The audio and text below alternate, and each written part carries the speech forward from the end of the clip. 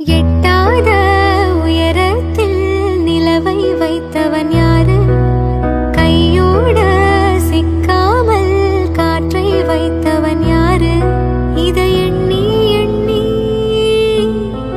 இயற்கையை வியக்கிறேன். எட்டாத உயரத்தில் நிலவை வைத்தவன் யாரு? பெண்ணே